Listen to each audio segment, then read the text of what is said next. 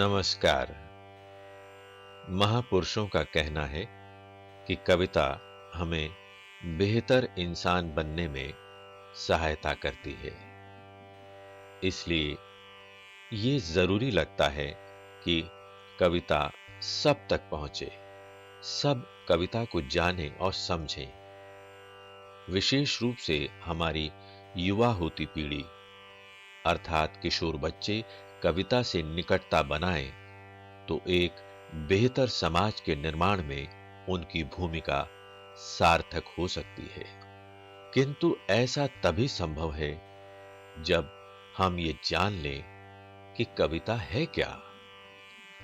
कविता का एक छोर जहां कल्पना को आकाश की ऊंचाइयों तक ले जाने की क्षमता रखता है, वहीं जीवन का यथार्थ कविता को धरातल पर लाकर खड़ा कर देता है। यही अंतर्विरोध ही कविता का जनक है। कविता का भाव जगत छात्रों के लिए हमेशा से जिज्ञासा का कारण बनता रहा है। इस श्रृंखला के कार्यक्रमों में उनकी इन्हीं जिज्ञासाओं का उत्तर खोजने का प्रयास किया गया है।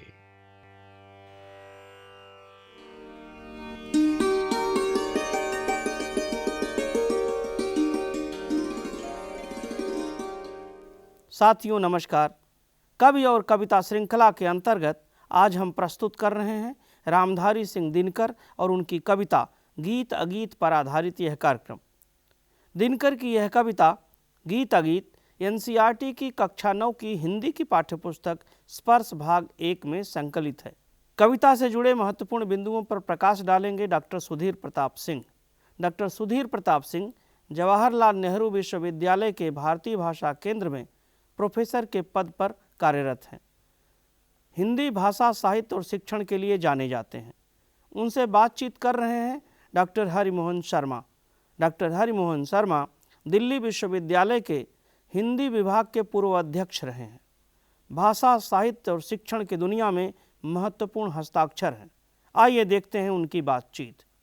नमस्कार साथियों, आज हम प्रसिद्ध उत्तर छायावादी कवि रामधारी सिंह दिनकर और उनकी कविता गीत अगीत पर बातचीत करेंगे। रामधारी सिंह दिनकर राष्ट्र कवि हैं। ओज उनका प्रमुख स्वर है। उन्होंने देश प्रेम, प्रकृति प्रेम की कविताएं लिखी हैं, बल्कि कहें कि प्रकृति प्रेम उनका अप्रतिम होता है। इस कविता पर और अधिक बातचीत के लिए हमारे साथ मौजूद हैं प्रोफेसर सुधीर प्रताप सिंह। डॉक्टर साहब, आपका इस कार्यक्रम में बहुत बहुत स्वागत है। नमस्कार। अब क्या ही अच्छा हो डॉक्टर साहब कि हम इस कविता को पढ़ें, समझें। इससे पहले कवि का संक्षिप्त जीवन परिचय प्राप्त कर लें, इससे कविता को समझने में मदद मिलेगी। निश्चित तौर पे ये विद्यार्थियों के लिए बहुत हितकर होगा। रामधारी सिंह दिनकर का जन्म बिहार के मुंगेर जिले के सिमरिया ग्राम में 30 सितंबर 1908 को हुआ। वे सन 1952 में राज्यसभा के सदस्य मनोनीत किए गए। दिनकर जी को भारत सरकार द्वारा पद्म भूषण से सम्मानित किया गया है। यही नहीं, उनकी कृतियों के लिए भी उनको सम्मान प्राप्त हुआ है। बहुचर्चित पुस्तक संस्कृति के 4 अध्याय के लिए उन्हें साहित्य अकादमी पुरस्कार से सम्मानित किया गया है। साथ ही उर्वशी की रचना के लिए उन्हें ज्ञानपीठ पुरस्कार भी प्राप्त हुआ है। दिनकर की कविता को समझने के लिए यह जरूरी है कि ये समझ लिया जाए कि दिनकर ने प्रकृति प्रेम की इस तरह की कविताएं क्यों और किन परिस्थितियों में लिखी। दरअसल दिनकर पे ये आरोप लगता रहा कि उनकी कविता का एकमात्र स्वर है वो राष्ट्रीय प्रेम है, जिसमें ओज के गुण ज़्यादा हैं। उनकी कविताओं में हुंकार टंकार के स्वर ज़्यादा प्राप्त होते हैं। इसलिए दिनकर ने ऐसी तमाम रचनाओं की उद्धरण प्रस्तुत किए जिसमें प्रकृति प्रेम, मानवीय प्रेम, साथ ही साथ प्रकृति और मनुष्य के बीच के संवाद की स्थिति को भी कायम किया जा सके।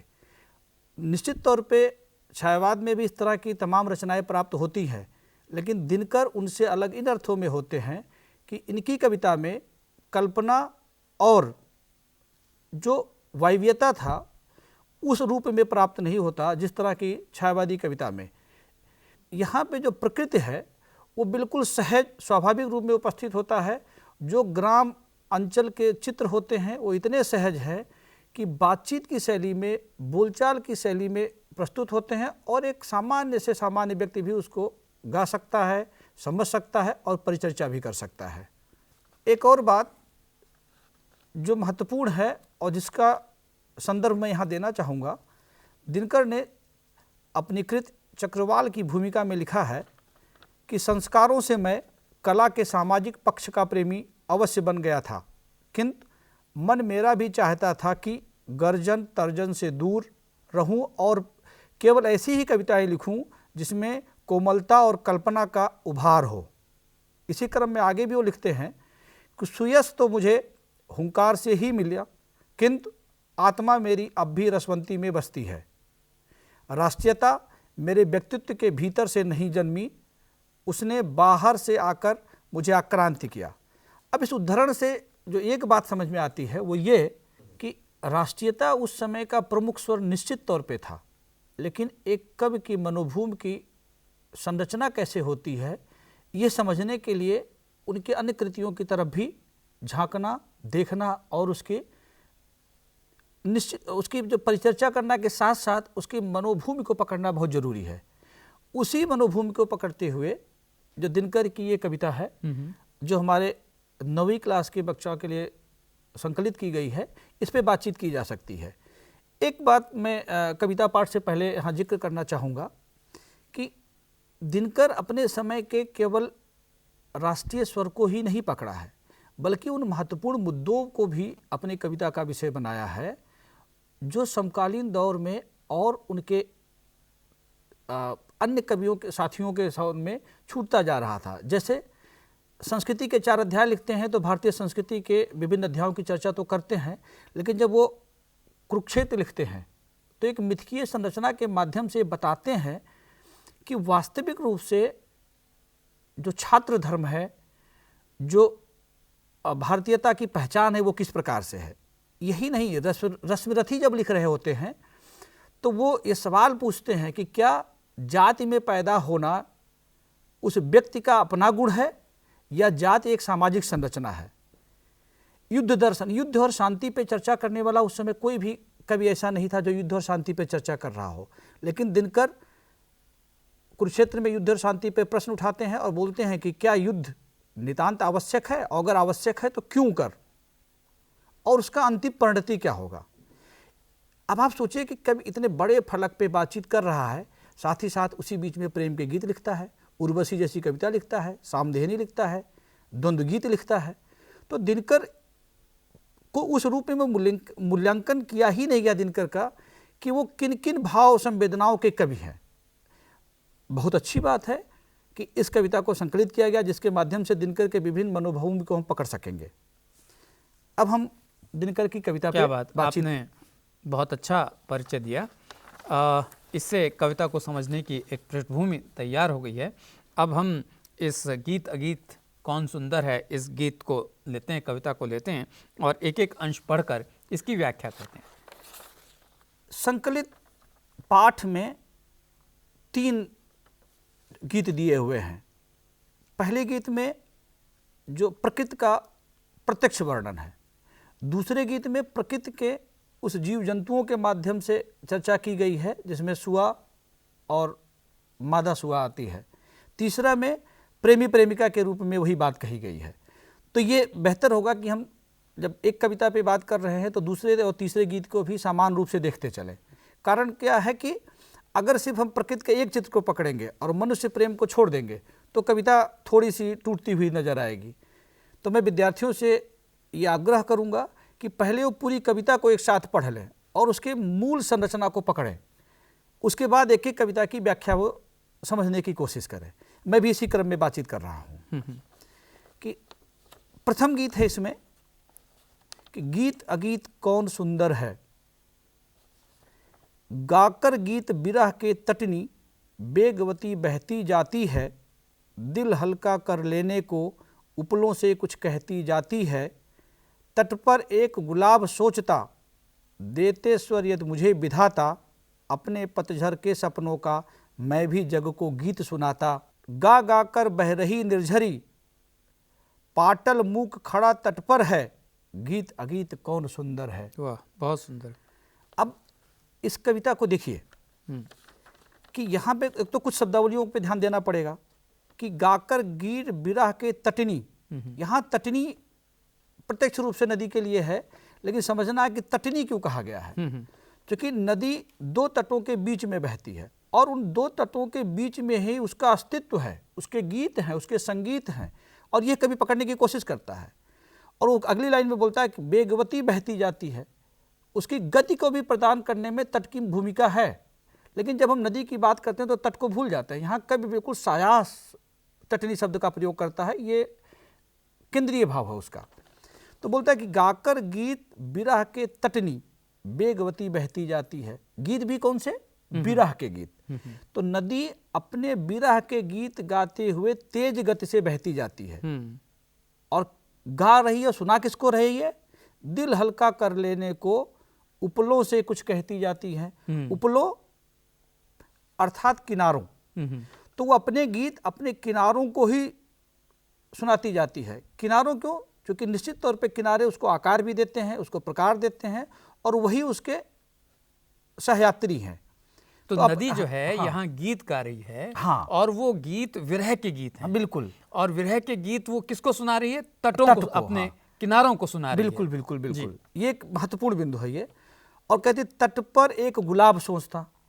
अब यहाँ आप देखिए कि एक गुलाब उसी तट के किनारे है। नहीं, वो कहती है कि दिल को हल्का कर लेने के, माने वो अपने ये पंक्ति छूट गई थी, इस पे भी फिर से बात करें कि दिल हल्का कर लेने को उपलों से कुछ कहती जाती है। किनारों से वो क्या कह के अपने मन को हल्का करना चाहिए, क्योंकि विरह के गीत हैं, और उस विरह के भाव को, तट को वो बताना चाहती कि मेरे अंदर क्या है, और अपनी संवेदनाओं को वो अपने तट से बांटना चाहती है, और वो कहती है।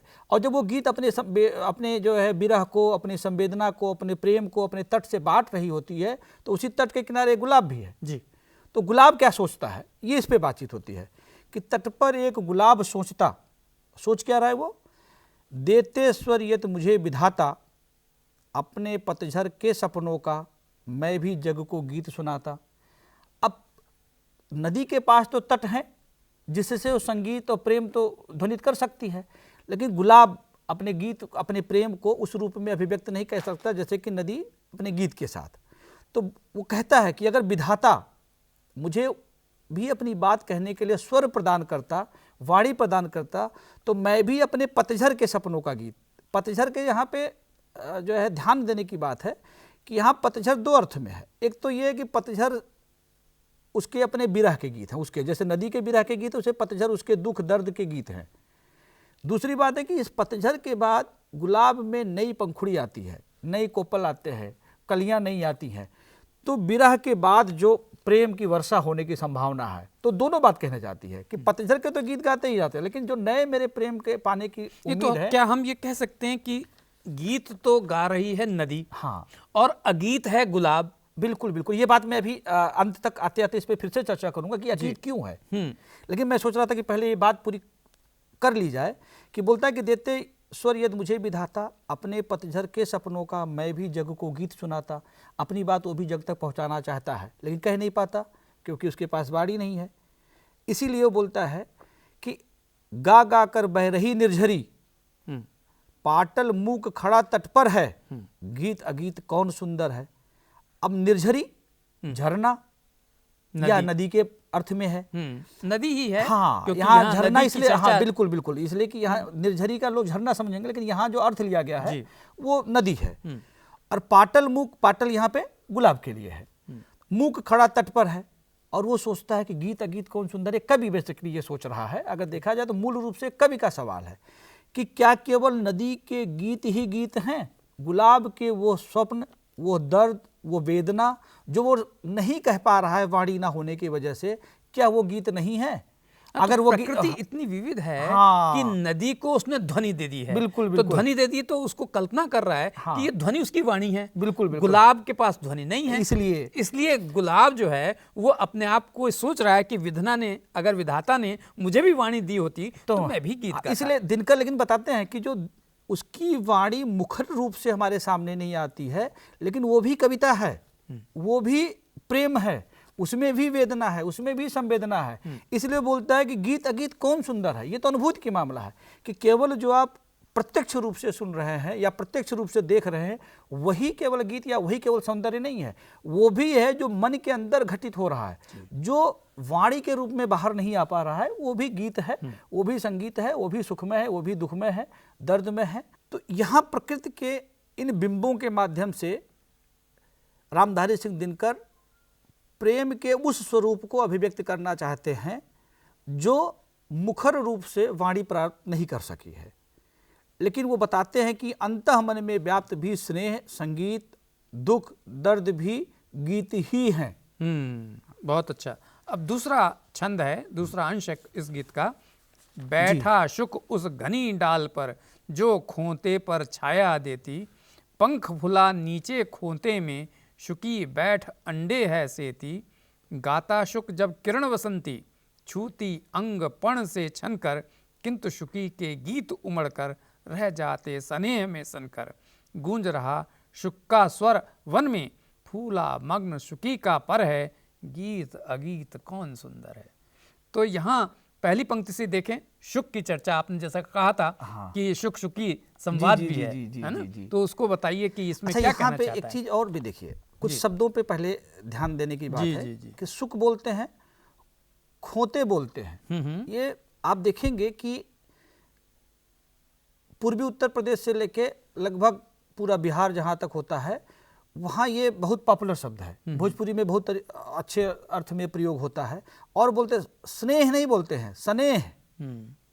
मतलब मैंने पहले ही बोला था कि दिनकर इतने सरल सहज भाव में प्रकृति के गीत गाए हैं कि वो आम फहम की भाषा बन जाती है। तो बोलते हैं कि बैठा सुख उस घनी डाल पर जो खोते पर छाया देती। सुख यहाँ तोता है, सुआ जिसको बोलते हैं वहाँ पे लोक भाषा में। तो सुख किस पे बैठा है? उस घनी डाल पर जो खोता, वो खोता जहाँ पे मादा तोता बैठ के अंडे से रही है, और उस मादा तोते को बाहर की कोई छाया या धूप या कोई ऐसी प्राकृतिक वो आपदा उसके ऊपर ना आए जिससे उसको उसके प्रक्रिया में बाधा उत्पन्न हो। इसलिए वो क्या कर रही है कि सुआ कहाँ बैठा है? उस डाल पे जो उसको छाया दे। अब ये इसमें भी एक सायास प्रेम है जी, जो दिनकर जी दिखाना चाहते हैं कि सुख उस घनी डाल पर बैठा है जो खोते को छाया देती है। और खोते में कौन है? सुकी बैठी है और क्या कर रही है? अंडे से रही है। तो इसलिए इसमें स्नेह बिल्कुल स्पष्ट रूप से है। बोलते हैं गाता सुख जब किरण बसंती छूती अंग पर्ण से छनकर। सुख कब गाता है? जब किरण बसंती उसके अंग को उसके पर्ण से छनकर। अब यहाँ पर्ण दो अर्थ में है, एक तो उसके पंख से छनकर उसके शरीर पे पड़ रही है और पत्तों से छनकर उसके ऊपर पड़ रही है। तो यहाँ पर्ण दोनों अर्थ में है, पत्ते के अर्थ में भी और उसके पंख के अर्थ में भी। तो बोलते हैं कि गाता सुख जब किरण बसंती छूती अंग पर्ण से छनकर, किंतु सुकी के गीत उमड़कर रह जाते स्नेह से सनकर। और जब ये गीत गा रहे होते हैं तो सुकी के मनोभाव कैसे होते हैं, इसका देखिए कितना सुंदर वर्णन किया है। किंतु सुकी के गीत उमड़कर, वो गीत जो उसके मंत्र में है, लेकिन चूंकि वो अंडे से रही है और अपन उसका जो स्वाभाविक कार्य है वो कर रही है, इसलिए वो गीत सुआ के साथ बैठ के नहीं गा सकती है। तो क्या कह रहे थे कि स्नेह में सनकर क्या है? गूंज रहा सुख का स्वर बन में। अब यहाँ पे मैं फिर से बातचीत करना चाहूँगा। किंतु सुकी के गीत उमड़कर रह जाते स्नेह में सनकर। उसके गीत उसके हृदय में जो उमड़ रहे हैं, उसके हृदय में जो उमड़ रहे हैं वो मन में ही रह जाते हैं। और क्यों? क्योंकि वो उसका कार्य दूसरा है, वो बैठी है खोते में। गूंज रहा सुख का स्वर बन में, फूला मग्न सुकी का पर है। लेकिन देखिए कि गूंज रहा पूरे जो वन में सुख का स्वर, जो उसके गीत है वो फैल रहा है और जो सुकी है वो भी सुन रही है, और उस पे वो मतलब प्रेम से प्रफुल्लित हो जाती है। उसका हृदय भी जो गीत शुक गा रहा है, उन गीतों को सुनकर उसका मन और प्रफुल्लित, स्नेह से हाँ, प्रफुल्लित हो रहा जाता है और अपने मन- पंख फैला रही है हाँ। वो, जो क्योंकि वो से रही है अपने बच्चे को, हाँ। तो वो उसी को दोनों कहना चाहता है कि भले ही वो गीत न गा रही हाँ, हो, लेकिन उसमें उसकी भागीदारी निश्चित है। हाँ। तो प्रेम का जो आदान प्रदान है वो कभी मतलब ये बताना चाहते हैं दिनकर जी कि प्रेम की अभिव्यक्ति के लिए कभी कभी वाणी छोटी होती है, उसकी अनुभूति के माध्यम से व्यक्त हो जाती है। तो सुआ और सुख के बीच जो संवाद है वो सिर्फ संवाद मतलब वाणी के माध्यम से नहीं है, अंतर्मन के भी माध्यम से चल रहा है। तीसरा छंद है इसका, दो प्रेमी हैं यहाँ, एक जब बड़े सांझ आल्हा गाता है। अब यहाँ देखिए कि जो एक में नदी थी, दूसरे में सुआ थे, तीसरा जो है मतलब प्रत्यक्ष रूप से मानुष प्रेम की बात है। हाँ। प्रेमी प्रेमिका के बीच के संवाद की बात बिल्कुल। दो प्रेमी हैं यहाँ, एक जब बड़े सांझ आल्हा गाता है, पहला स्वर उसकी राधा को घर से यहाँ खींच लाता है, चोरी चोरी खड़ी नीम की छाया में छिपकर सुनती है, हुई न क्यों मैं कड़ी गीत की वेदना यूं मन में गुनती है। क्या बात है। तो इसमें दो प्रेमियों की चर्चा है। जी जी जी जी बिल्कुल।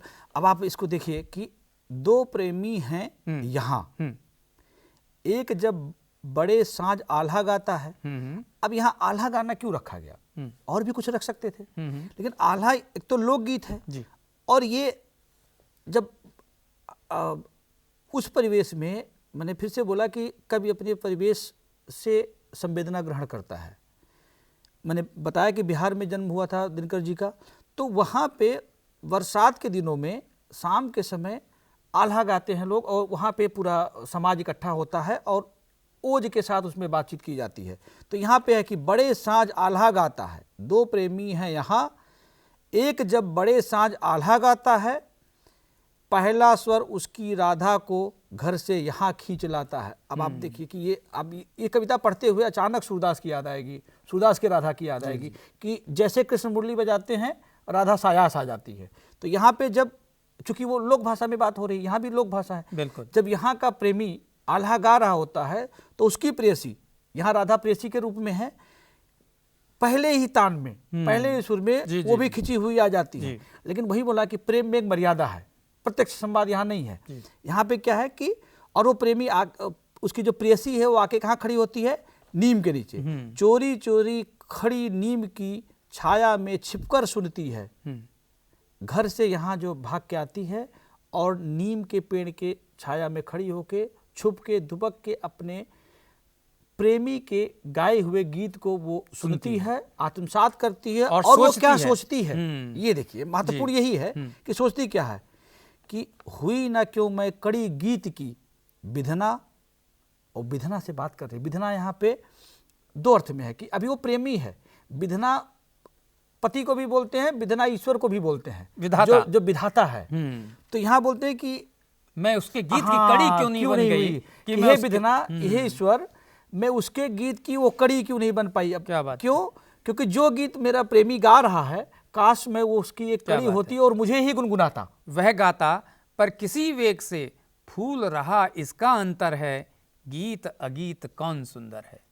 अब देखिए इसमें गाने की बात कि किस तरह से वो गा रहा है परंतु अंतर उसका फूल रहा है। हाँ, ये पिछली जो पिछले गीत पे हमने बातचीत किया है उसमें भी देखिए कि सुआ जब गा रहा होता है तो सुखी किस तरह से पंख फैला के मंत्रमुग्ध हो जाती है और उसका जो है इतनी मग्न हो जाती है जिसको बोले अगर हम कि हमारे प्रेमी जब बेहतर करता है तो हम कैसे उसमें गर्वान्वित होते हैं। यहाँ भी जो प्रेयसी है वो कैसे गर्वान्वित अपने आप को महसूस करती है कि वो गाता पर किसी वेग से फूल रहा इसका अंतर है। इसका अंतर दो अर्थों में फूल रहा है, एक तो वो बात जो ये कह नहीं सकी है उसकी वजह से, और दूसरा इसलिए कि उसका प्रेमी वो कह रहा है जो ये कहना चाह रही थी। क्या बात है। तो इसलिए बोलता है कि गीत अगीत कितना सुंदर है या कौन सुंदर है। क्या बात है। ये अगीत भी कितना सुंदर है। जी जी जी। दिनकर साफ साफ बोल रहे हैं इन प्रकृति के बाद में जब प्रेमी और प्रेमिका पे भी बात करते हैं कि सत्य केवल या गौरव की बात केवल गीत वही नहीं है जो वाणी प्राप्त कर सके हैं, जो नहीं भी कहा जा सका है और प्रेम में अनुभूत के कारण उसका प्रेमी पात्र कह रहा है, वो भी हर्ष, विषाद और दर्द की बात है, वो भी सुनने की बात है। इसका मूल संदेश संक्षेप में क्या होगा? इसका मूल संदेश दिनकर जो स्थापित करना चाहते हैं वो ये है कि प्रेम की अभिव्यक्ति के लिए केवल वाणी ही उसकी संवाहक नहीं होती है, अंतरतम से भी अपनी अभिव्यक्ति प्रेमी अपने प्रेयसी को बता सकता मतलब है। ये कि प्रकृति के और कण कण हाँ, में हाँ, यही मैं राग, आगे इसको आगे विस्तार प्रेम, देना चाहूंगा हाँ। कि ये जो प्रेम है ये केवल प्रेमी प्रेमिका के बीच नहीं है, मनुष्य के बीच में है, मनुष्य और प्रकृति के बीच में है, और दोनों के बीच जो आपसी संवाद रहा है, क्योंकि प्रकृति तो उस तरह से बात हमसे नहीं कह पाती है, लेकिन प्रकृति के बिना हम पूर्ण भी नहीं है। ये भी यहाँ पे बहुत महत्वपूर्ण बात है, और इस पे भी जो मैंने सृजन हर तरफ है। बिल्कुल बिल्कुल। जो बोल रहा है वहां भी सृजन है, और जो सुन रहा है वहां भी सृजन है। हाँ। तो वो राग ममत्व जो पूरी प्रकृति के अंदर है, संभवतः ये बताना चाहता है। डॉक्टर साहब, आपने इस गीत के कोने कोने को अच्छी तरह से उद्घाटित कर दिया है, और जो इसके कठिन पहलू थे उनको भी समझा दिया है। इससे विद्यार्थियों को निश्चय ही बहुत लाभ हुआ होगा। आप इस कार्यक्रम में आए, आपका बहुत बहुत धन्यवाद। नमस्कार। नमस्कार। साथियों, अभी डॉक्टर सुधीर प्रताप सिंह ने दिनकर की कविता गीत अगीत से जुड़े जिन महत्वपूर्ण बिंदुओं पर प्रकाश डाला है, वह हमारे विद्यार्थियों के लिए न केवल ज्ञानवर्धक और उपयोगी है, बल्कि कविता संबंधी उनकी समझ को नए आयाम और नए विस्तार प्रदान करता है। फिर भी आप लोगों के मन में कोई प्रश्न, कोई जिज्ञासा हो तो आप अपने साथियों और अपने अध्यापकों से चर्चा करें। हमें भी पत्र लिखें। हमारा पता है संयुक्त निदेशक CIET NCERT, चाचा नेहरू भवन, श्री अरविंद मार्ग, नई दिल्ली। हमारा पिन कोड है 110016। साथियों, अब हमारा कार्यक्रम यहीं संपन्न होता है। अगले कार्यक्रम में हम एक अन्य कवि और उनकी कविता के साथ फिर प्रस्तुत होंगे। तब तक के लिए हमें आज्ञा दीजिए। नमस्कार।